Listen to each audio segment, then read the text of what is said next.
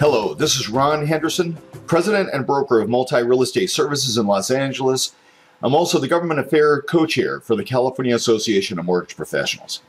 It's November 6, 2017, and the proposed Tax Cuts and Jobs Act, H.R. 1, was just released.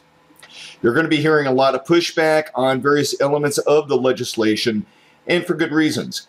I'm going to go over several aspects of the bill and its direct impact on real estate and mortgages. Some you've heard about already on the media, some you haven't. One thing that you have to keep in mind that the general population or our representatives may overlook is home ownership has been historically the main driver of building wealth at all economic levels.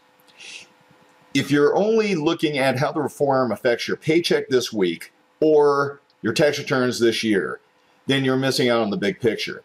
You're not going to help grow the middle class, and you're eliminating a key area of retirement savings.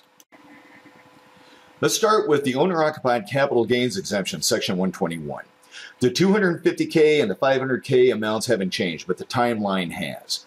What is presently owner-occupied 2 out of 5 years, and you can use the exemption every 2 years, would be modified to be occupied 5 out of 8 years, and you can only use the exemption every 5 years. There's also a dollar-for-dollar phase-out of the exemption. If, as an individual, if you make $250,000, or as a couple, $500,000 in the applicable tax year and the 2 prior years, then it's phased out. This would be applicable to sales starting December 31, 2017. 1031 exchanges. It appears that they're not looking to change the primary elements applicable to real estate, but they would be striking the word property in the code and exchanging it with real property. In other words, livestock, equipment, vehicles, those types of items would not be applicable to an exchange. And it also is not applicable to any properties that are being held primarily for sale. This again would be applicable to any transaction at the end of the year. State and local taxes would no longer be a write-off, but they did do a carve-out for up to $10,000 for property tax. Now, in Los Angeles County, that would be applicable to approximately an $800,000 assessed value. Mortgage interest deduction. Number 1, the taxpayer will be limited to 1 qualified residence, no more second homes.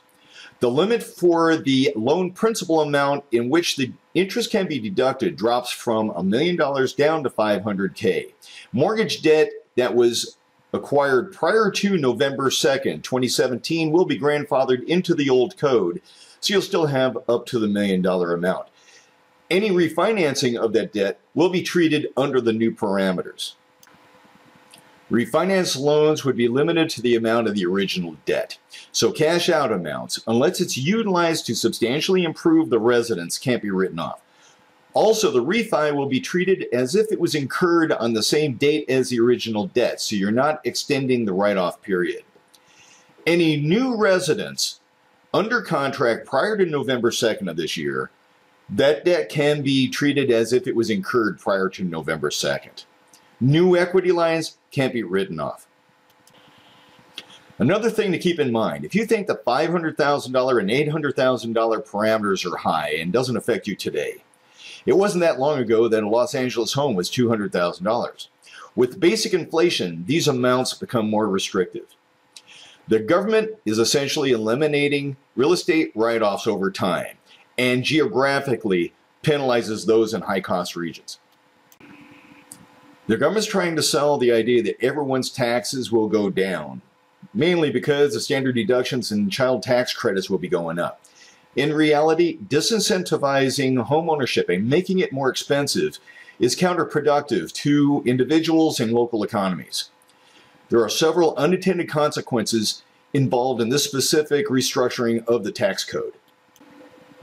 Again, this is a proposal, not a law yet. If you don't like it, talk to your federal representatives. I recommend also talking to your CPA for specific guidance.